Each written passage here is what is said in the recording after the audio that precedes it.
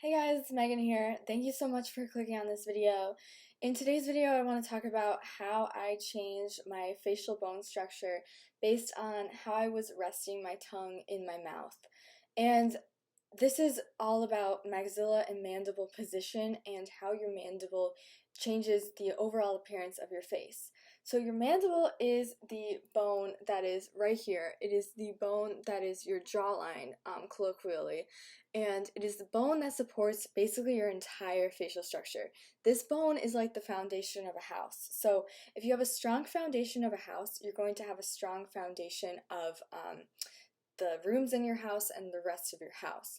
So that's why mandible growth is important, and that's why tongue posture is important. So a lot of people who are watching this have probably never heard of tongue posture, are probably not familiar with what I mean when I say the word tongue posture. So your tongue posture needs to be at the top of your soft palate if you want to have forward and healthy wide mandible growth. And this is because your tongue actually supports the way that your mandible grows in. And there's reasons for that in terms of your tongue. Your tongue being on the top of your soft palate actually activates your pineal gland.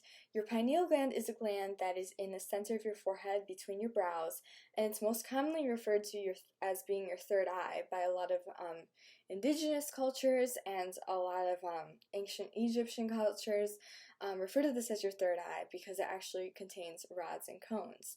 So when you change your tongue posture to being into the correct posture, you're going to change the way that your mandible grows in, and you're going to change the way that your face grows in. Now, I went into this really because I wanted to change the appearance of my face. As you can see in the first photo that I had up, my face was very round and there wasn't a lot of definition to my face. I looked a lot younger than I was. It was actually only taken 3 years ago from today, but I looked not from today, but yeah, 3 years ago. So I looked a lot younger than I was, and I didn't have very strong facial bone structure. I didn't have a lot of definition to my face. As you can see now, I have a wider jaw, and it's a lot more pulled forward from it's not like this anymore, basically. It's a lot more pulled forward, and it's defined. And you can see that my cheekbones are much more defined, and parts of my eyes are a little bit larger, and that is because I changed the bone structure on my face because I used my tongue. I used a muscle in my face to change my bone structure, basically. Now I want to show you guys what the mandible is, okay? So the mandible is responsible for teeth growth, and the mandible is responsible for the entire growth of the face. So a mandible, and you can see this a lot in celebrities or models, they will have a mandible that you can see has a very strong side profile, and their mandible will be able to be seen from the side. It kind of juts out. See how mine is doing? Obviously mine could be better, and everybody's could be better, but mine definitely juts out from the side of my face. It's stronger, and it's a little bit more straight. About 3 years ago, my mandible had the more sloped appearance of something like this. So my mandible was sloped down, and it was like, it would go down, and that forced my entire face kind of like smushed backwards, and my whole face wasn't really pulled forward, so to speak, and didn't really have a structure to it. My whole face was kind of just soft and flat. I had a very flat face, you could say. So, it's intellectually important to understand some of the things behind it before you kind of start going into tongue posture, because you're going to notice changes in your face that you kind of need an intellectual explanation for. So if somebody just kind of went into this raw and put their tongue on the top of their mouth when they didn't have a very wide jawline, what would actually happen was they would have a more difficult time with breathing, because the way that the trachea and the esophagus are set up behind here is that they need enough room to be able to pull in the oxygen, obviously. And when you have a thinned out, and when you have a bone structure that's basically underdeveloped, you're going to have more thinned out area back here, and you're not going to be able to get as much airflow. So when I first started putting my tongue on the roof of my mouth, I actually almost felt like the first couple times I felt like I almost couldn't breathe, and it was a little bit uncomfortable. And now just doing it is I can feel that my face basically has opened up and has widened, and there's more room for the airflow to come in. So um, that's why that's basically why my mandible changed from tongue posture. Now here's the basics of it. You want to have your tongue supporting your upper palate, okay? And when your tongue supports your upper palate, your lower palate will be quick to follow, meaning that your lower palate will grow in as much as it needs to support now the upper palate. So when you put your tongue on the roof of your mouth, I'm talking about you want to place your tongue completely flat on the roof of your mouth, your entire tongue. So you don't want one part of your tongue to be sloped down. You want your entire tongue to be pushing upward on the roof of your mouth constantly.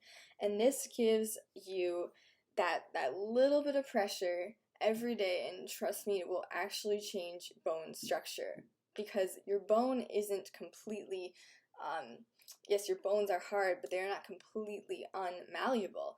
And you can see this in certain indigenous cultures that use neck things to lengthen their neck for beauty.